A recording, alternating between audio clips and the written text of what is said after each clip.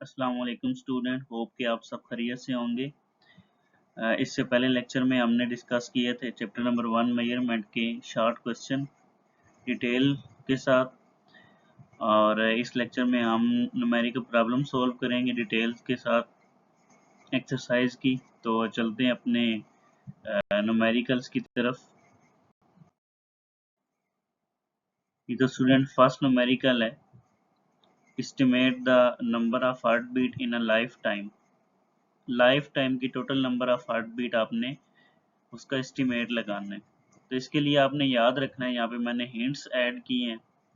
एक normal human being की जो हार्ट बीट की रेंज है वो 60 beats per minute to 100 beats per minute है।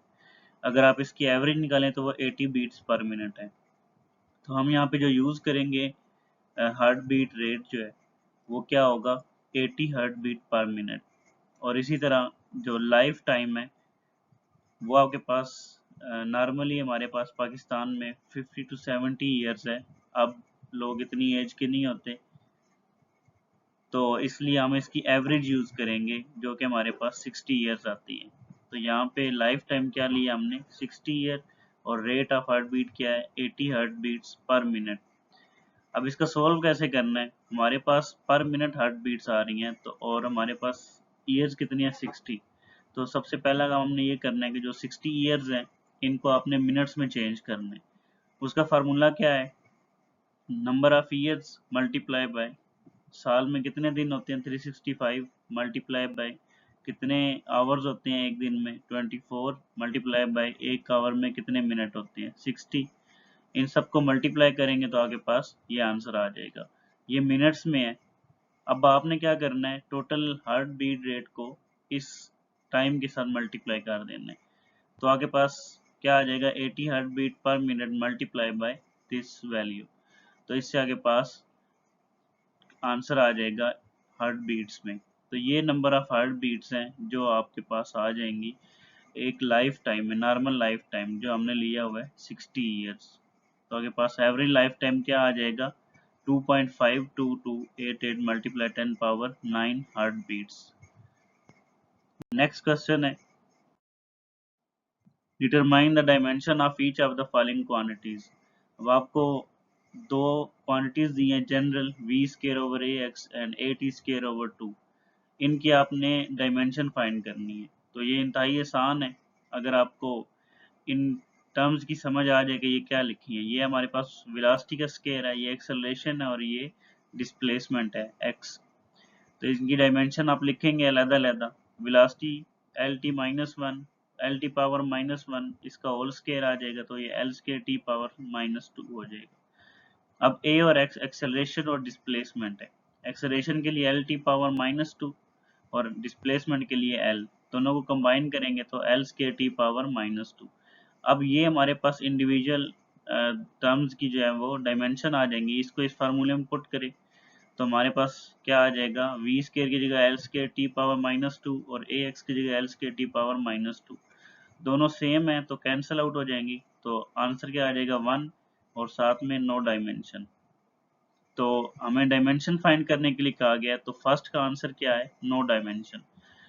सेकंड में ए टी स्केयर ओवर 2 दिया हुआ है, यहाँ पे ए की एक्सेलरेशन और टी हमारे पास टाइम है, इसका स्केयर है। अब इसी तरह दोबारा से न्यूमरेटर और डिनोमिनेटर के आप जो है वो अलग-अलग डायमेंशन निकाल लें। न्यूमरेटर में एक्सेलरेशन और टाइम का स्केयर है, acceleration L T power minus two, time T power minus two. इनको कंबाइन करेंगे तो ये L T power minus four बन जाएगा, क्योंकि टी यहाँ पे पावर माइनस टू है, यहाँ पे भी टी माइनस टू है, दोनों ऐड होंगी पावर्स तो माइनस फोर आ जाएगा। ये जो डिनोमिनेटर में टू है ये डायमेंशन लेस कांस्टेंट है, इसकी कोई डायमेंशन नहीं होती, लिहाजा यहाँ इसकी जगह पे नो डायमेंशन आएगा। आप अब इन सब की इंडिविजुअल डायमेंशन को पुट कर दें फार्मूले में तो आपके पास L T power minus four over no dimension. तो आंसर क्या आ जाएगा, L T power minus four. ये आपके पास सेकेंड न्यूमेरिकल का आंसर है, बी पार्ट। थर्ड की तरफ चलते हैं। थर्ड न्यूमेरिकल में आपसे कहा गया है कि ए अगर ए एक्स स्केयर और वाई स्केयर इंटू जेड है तो फाइंड करें परसेंटेज अनसर्टेनिटी ए में। यानी आप इस पूरे को सोल्व करेंगे तो ए में टोटल अनसर्टेनिटी फाइंड करनी है। अब इंडिविजुअल अनसर्टेनिटी आपको दी हुई है, परसेंटेज अनसर्टेनिटी एक्स में कितनी है 1%, y में भी 1% है और z में भी 2% है। तो यहाँ पे आपने याद क्या रखना है, यहाँ पे हिंट ऐड किए हैं, आपने रूल याद करनी है अनसर्टेनिटी फाइंड करने के। पहला रूल ये था कि आपने मल्टीप्लिकेशन और डिवीजन जब करनी है तो उसमें परसेंटेज अनसर्टेनिटीज को आपने ऐड करना है, चाहे डिवाइड हो रही हो चाहे मल्टीप्लाई हो रही हो, परसेंटेज अनसर्टेनिटी उनकी ऐड होगी, कोई भी क्वांटिटी है। और अगर पावर्स हो साथ तो फिर याद रखना है कि जो परसेंटेज अनसर्टेनिटी आ रही है उसको पावर से मल्टीप्लाई करना है आपने। तो यहाँ पे पावर्स भी हैं और मल्टीप्लिकेशन डिवीजन भी हो रही है, तो आपने ये दोनों जो है रूल इसके ऊपर अप्लाई करने हैं। तो देखते हैं गिवन हमें क्या अनसर्टेनिटी है तीनों की, और फाइंड क्या करना है ए में टोटल अनसर्टेनिटी। सोल्यूशन क्या होगा, जो ए की टोटल अनसर्टेनिटी है वो एक्स की अनसर्टेनिटी मल्टीप्लाई बाय इसका पावर फैक्टर। तो एक्स में कितनी है 2% है, तो इसके अंदर 2, इसके पावर फैक्टर 2 है, उसको इसकी परसेंटेज अनसर्टेनिटी से मल्टीप्लाई करेंगे, आगे प्लस आ जाएगा क्योंकि रूल क्या है कि परसेंटेज अनसर्टेनिटीज ऐड करनी है आपने। इसके बाद पावर फैक्टर आ जाएगा 2 y का और साथ में अनसर्टेनिटी इन द y आ जाएगा, प्लस z का पावर फैक्टर 1 और percentage uncertainty in the z। अब इनकी वैल्यूज लगाएं, 2 परसेंटेज अनसर्टेनिटी इन x 1% थी, सिमिलरली 2 इंटू 1% y के लिए और 2 इंटू 1 इंटू 2% z के लिए।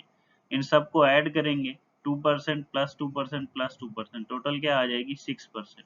तो ये जो हमारे पास 6% अनसर्टेनिटी आई है परसेंटेज अनसर्टेनिटी ए में, ये क्या है 6%। यही हमारा रिक्वायर्ड आंसर था। नेक्स्ट की तरफ चलते हैं। 4 में आपसे कहा गया है a spherical ball of radius r experience a resistive force F due to the air as it moved through the air at speed v. The resistive force F is given by the expression F is equal to CRV. आपको force, ये एक spherical ball है जिसका radius r है और वो air में move कर रही है, ऊपर की तरफ फेंका गया है इसको, उसकी स्पीड क्या है v, और रेजिस्टिव फोर्स जिसके ऊपर एक्ट कर रहा है वो F है। अब रेजिस्टिव फोर्स की आपको एक एक्सप्रेशन दी हुई है F is equal to CRV। इसमें से C जो है ये कांस्टेंट है और इसकी आपसे कहा गया डायमेंशन और इसकी बेस यूनिट निकालें। तो बेस यूनिट कैसे निकालेंगे, आपको फार्मूला गिवन है, पहले इस फार्मूले को C के लिए आप सोल्व करेंगे। तो F is equal to CRV को सोल्व करेंगे C के लिए, तो हमारे पास क्या आ जाएगा C is equal to F over RV। ये जो RV है ये इधर लेफ्ट हैंड साइड पे डिवाइड हो जाएगा। अब आपने इसकी डायमेंशन निकालनी है और डायमेंशन से इजीली आप इसकी बेस यूनिट निकाल सकते हैं। तो डायमेंशन के लिए आप ये जो तीनों टर्म है F, R और V, इन तीनों की इंडिविजुअल डायमेंशन लिखेंगे। F फोर्स है तो इसका MLT पावर -2 आ जाएगी। R रेडियस है, रेडियस लेंथ होती है तो यहाँ पे L आ जाएगा। V स्पीड है, स्पीड के लिए LT पावर -1। अब इन सारी डायमेंशन को इस फार्मूले में पुट कर दें तो आपके पास C की डायमेंशन आ जाएगी। तो MLT power -2 for force, L for radius and LT power -1 for speed. तो इनको सोल्व करेंगे, डिनोमिनेटर में न्यूमरेटर एज इट इज रहेगा, डिनोमिनेटर में 2 टाइम L आ रहा है तो इसका स्केयर आ जाएगा T power -1।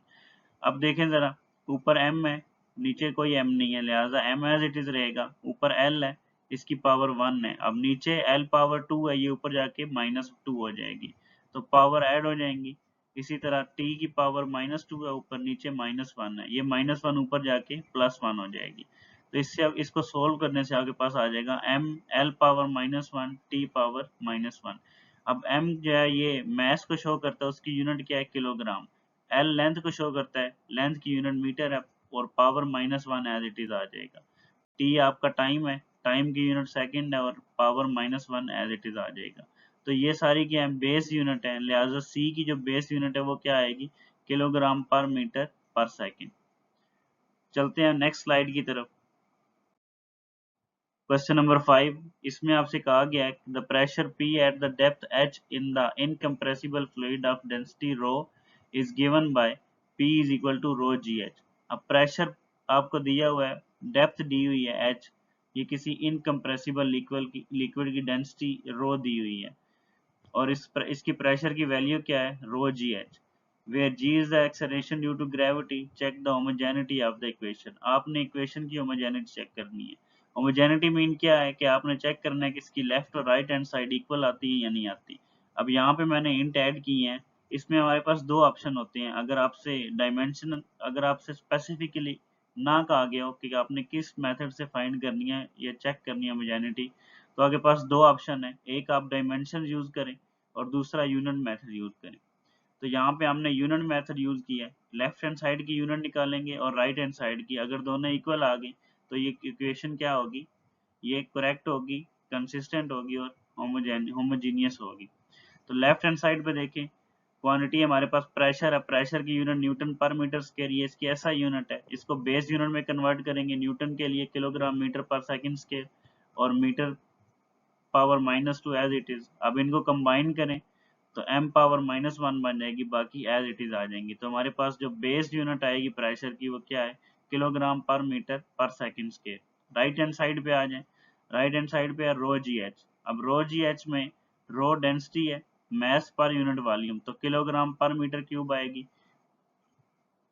Ji J acceleration due to gravity, mess metre per second square, और एच जे हाइट है, इसको लेंथ से की यूनिट से लिखा जाता है मीटर।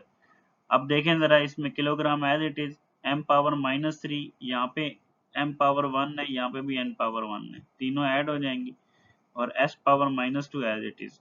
इससे हमारे पास क्या आ जाएगा, किलोग्राम पर मीटर पर सेकंड स्क्वायर। अब ये राइट हैंड साइड और लेफ्ट हैंड साइड की यूनिट क्या है, सेम है, तो आप कह सकते हैं कि जो इक्वेशन थी ये होमोजीनियस है। नेक्स्ट क्वेश्चन की तरफ चलते हैं। Estimate the that how many protons are there in the bacterium।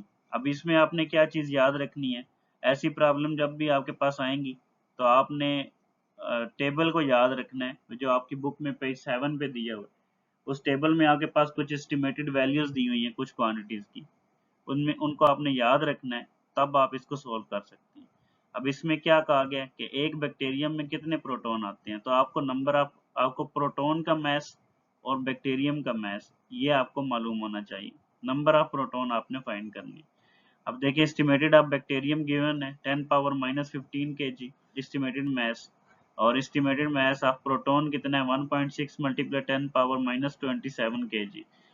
अब नंबर ऑफ प्रोटॉन एक बैक्टीरियम में कितने आएंगे, ये एक सिंपल फार्मूला है कि अगर आपने किसी भी चीज़ में किसी स्मॉल वैल्यू, किसी स्मॉल चीज़ की किसी बड़ी चीज़ में क्वांटिटी चेक करनी हो, तो आप उस स्मॉल मैस को, बड़े मैस को स्मॉल मैस से डिवाइड कर देते हैं।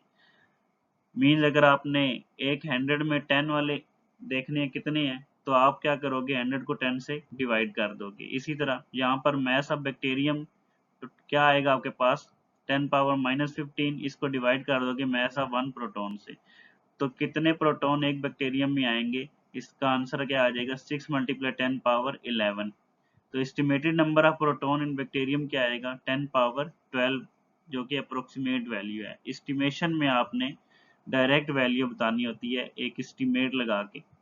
तो यहाँ पे एक्चुअल वैल्यू 6 मल्टीप्लाई 10 पावर 11 है। अब चूंकि यहाँ पे बैक्टीरियम की एस्टिमेटेड वैल्यू यूज होगी हुई थी, तो आंसर में आप क्या लिखोगे, estimated value of number of proton, जो कि 10 पावर 12 आएगी। नेक्स्ट क्वेश्चन की तरफ चलते हैं। Estimate that how many hydrogen atom does it take to stretch across the diameter of the sun। यानी आपके पास सूरज है और उसका डायमीटर है आपके पास, आप एक एक करके उसकी डायमीटर पे हाइड्रोजन एटम रखना शुरू कर देते हैं साइड बाय साइड, और पूरे डायमीटर पे आप एक एक हाइड्रोजन लाइन में रखते हैं। तो अब आप काउंट करें कि वो कितने हाइड्रोजन एटम रखेंगे, तो ये सन के डायमीटर के बराबर होगा। तो उसके लिए आप क्या करेंगे, आप एस्टिमेटेड डायमीटर सन का यूज करेंगे, वो जो गिवन है 1.39 मल्टीप्लाई 10 पावर 9 मीटर, इसको आपने याद रखना है, ये भी आप टेबल से याद करेंगे। इसी तरह estimated diameter of hydrogen atom 10 power -10 metre, ये भी टेबल में गिवन है। इसके लिए फार्मूला क्या यूज होगा, number of hydrogen atom that are stretch across the diameter of the sun are, ये सेम फार्मूला जो लास्ट प्रॉब्लम में यूज हुआ था, डायमीटर ऑफ द सन यानी total diameter divided by diameter of a small hydrogen atom. तो इससे आपके पास नंबर ऑफ हाइड्रोजन एटम आ जाएंगे। तो 1.39 multiply 10 power 9 divided by 10 power -10। इससे आपके पास आंसर क्या आ जाएगा, 1.39 मल्टीप्लाई 10 पावर 19। ये -10 ऊपर जाके 10 पावर 9 में ऐड हो जाएगा, तो ये +19 बन जाएगा। तो अप्रोक्सीमेट वैल्यू क्या आ जाएगी, 10 power 20 hydrogen atom for 1 diameter of the sun। Next and last problem, problem number 8, the current passing through a resistor R is equal to 13 plus minus 0.5 ohm is I is equal to 3 plus minus 0.1 ampere। अब याद रखना ये जो expression दी हुई है plus minus के साथ resistance और करंट की वैल्यू, इसमें याद रखना ये 13 जो है ये रेजिस्टेंस की एक्चुअल वैल्यू है और प्लस माइनस के साथ इसकी एब्सोल्यूट अनसर्टेनिटी दी हुई है। और इसी तरह करंट में 3 जो है ये इसकी वैल्यू है करंट की और 0.1 इसकी एब्सोल्यूट अनसर्टेनिटी। अब यहाँ पर आपसे 4 जो है क्वेश्चन किए गए हैं इसी डाटा से रिलेटेड। पहला क्वेश्चन क्या है कि कैलकुलेट करें पावर कंज्यूम और इसको करेक्ट टू 1 सिग्निफिकेंट फिगर आपने आंसर लिखना है। तो क्या कैसे कैलकुलेट करेंगे, पावर का फार्मूला है आई स्क्वायर आर, क्योंकि हमें करंट और रेजिस्टेंस की वैल्यू दी है तो हम ये फार्मूला यूज करेंगे। इसके अलावा वी स्क्वायर ओवर आर भी इसका फार्मूला यूज होता है पावर का, और W ओवर T भी यूज होता है। अब चूंकि हमें गिवन क्वांटिटीज R और I है तो हम ये वाला फार्मूला यूज कर रहे हैं। तो I स्क्वायर की जगह 3 का स्क्वायर, R की जगह 13, तो आंसर क्या आ जाएगा 117 वाट। अब ये 1 सिग्निफिकेंट फिगर तक का था तो आपके पास 117 वाट ही इसका आंसर आएगा। आप 0.0 भी लगा सकते हैं इसके बाद। सेकंड आप ऑप्शन में क्या पूछा गया, find the percentage uncertainty of the current passing through the resistor. और फाइंड क्या करना है, परसेंटेज अनसर्टेनिटी करंट में फाइंड करनी है। डाटा सेम यूज होगा जो आपको गिवन है। परसेंटेज अनसर्टेनिटी आपको पता है क्या होती है, absolute uncertainty divided by measured value. तो एब्सोल्यूट अनसर्टेनिटी क्या है, डेल आई, और मेजर्ड वैल्यू आई। यहाँ पे 0.1 आपकी एब्सोल्यूट अनसर्टेनिटी है और मेजर्ड वैल्यू कितनी है 3। इसको 100% से मल्टीप्लाई करेंगे तो आपके पास परसेंटेज अनसर्टेनिटी आ जाएगी। तो ये हमारे पास आती है 3%।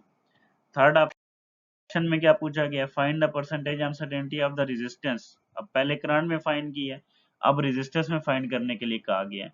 तो रेजिस्टेंस में भी सेम मेथड है, आप absolute uncertainty in resistance divide by measured value of resistance use करेंगे। तो इससे क्या आएगा, और इसको 100% से मल्टीप्लाई करेंगे। गिवन वैल्यू अनसर्टेनिटी कितनी थी 0.5 और मेजर्ड वैल्यू 13, डिवाइड करेंगे 3.84%, इसका आंसर आ जाएगा। लास्ट में आपसे पूछा गया कि एब्सोल्यूट अनसर्टेनिटी फाइंड करें इलेक्ट्रिकल पावर में। अब यहाँ पर आपने जो पीछे प्रॉब्लम यूज हुई थी उसमें भी आपने सेम मेथड यूज किया था जिसमें परसेंटेज अनसर्टेनिटीज को ऐड किया गया था। यहाँ पे भी आपने सेम मेथड यूज करना है। अब आपने फार्मूला याद रखना है। पिछली स्लाइड में हमारे पास फार्मूला गुजरा है, उसमें क्या था, P is equal to I square R. अब आई स्केयर आर में आई का स्केयर है और साथ आर मल्टीप्लाई हो रहा है, तो जो पावर है आई का वो यहाँ पे आ जाएगा पावर फैक्टर, और आगे परसेंटेज अनसर्टेनिटी इन आई आ जाएगा प्लस, क्योंकि आई स्केयर आर है तो आई स्केयर और आर मल्टीप्लाई हो रहे हैं तो परसेंटेज अनसर्टेनिटी ऐड होगी, और साथ में आर का पावर फैक्टर 1 है और परसेंटेज अनसर्टेनिटी इन आर यहाँ पे आ जाएगी। अब 2 as it is, percentage uncertainty in current 3% निकाली थी और रेजिस्टेंस में 3.84%। इनको मल्टीप्लाई करेंगे तो 9.84% आ जाएगा। ये अनसर्टेनिटी पावर में आ गई, परसेंटेज अनसर्टेनिटी।